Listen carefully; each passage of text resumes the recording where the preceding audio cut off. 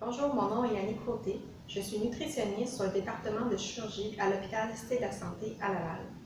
Vous faites maintenant partie d'un programme de récupération rapide que l'on appelle ERAS.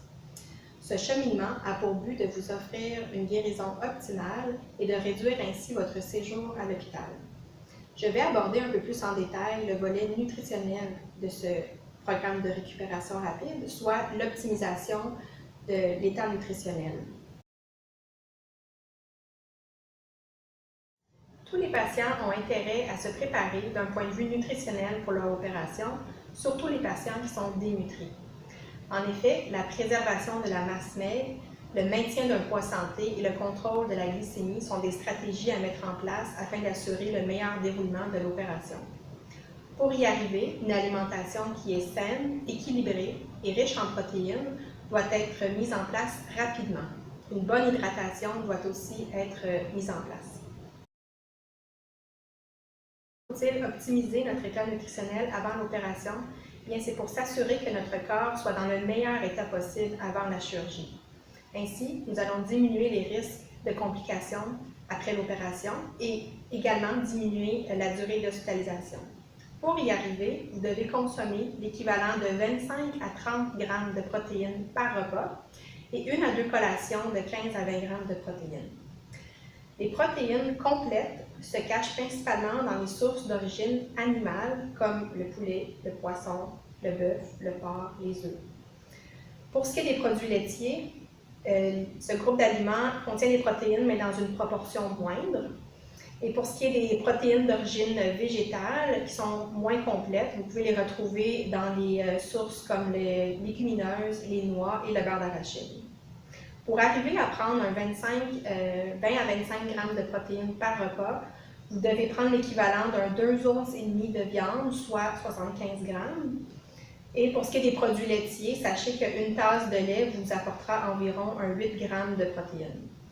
Pour ce qui est des légumineuses, une demi-tasse vous fournira 8 grammes de protéines. Et pour ce qui est du beurre d'arachide, 2 cuillères à soupe vous apportera 8 grammes de protéines. Selon certains experts, il serait préférable de répartir de façon égale dans la journée nos apports en protéines afin de maximiser la synthèse musculaire. Pour y arriver, vous devez vous assurer de consommer une bonne source de protéines à chaque repas et une bonne source de protéines aux collations. Les suppléments nutritionnels à boire peuvent vous aider à compléter votre alimentation. Recherchez les versions hyperprotéinées. Vous pouvez également ajouter un concentré de protéines à vos aliments si nécessaire sous forme de poudre. Tous les patients seront dépistés du point de vue du risque de la malnutrition avant l'opération. 2 questions vous seront posées. Avez-vous une diminution de votre appétit et avez-vous perdu du poids récemment sans le vouloir? Si vous avez été dépisté comme étant à risque de malnutrition, une nutritionniste vous verra et fera un plan d'alimentation personnalisé avec vous. Un jeûne strict n'est plus indiqué avant l'opération, car le but est de réduire le stress opératoire et ainsi réduire les risques de complications. Sans compter que le jeûne provoque toutes sortes de désagréments, comme la soif, les maux de tête et l'anxiété. Le but est de favoriser un état d'anabolisme, donc un état nourri, qui va avoir ensuite une série d'effets positifs sur notre corps. Il est recommandé de manger normalement au souper précédant votre opération. Vous pouvez manger jusqu'à 6 heures avant la chirurgie. La veille de votre opération, vous devez par contre boire un breuvage 1 litre de jus de fruits, sans pulpe, sans protéines, sans produits laitiers et sans matière grasse.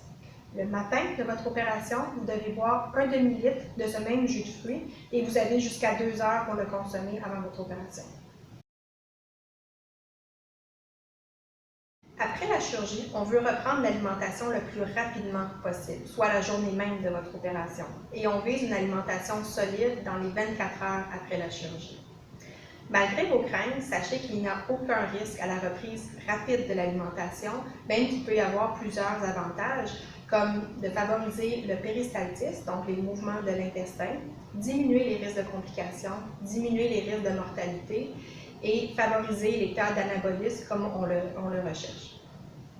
Comment peut-on favoriser une récupération rapide après l'opération?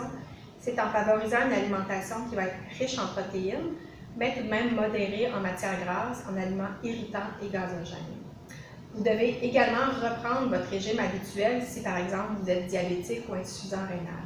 Pour ce qui est des fibres, vous devez reprendre votre consommation habituelle en fibres et si c'est bien toléré, vous pouvez augmenter la consommation, surtout si vous souffrez de constipation.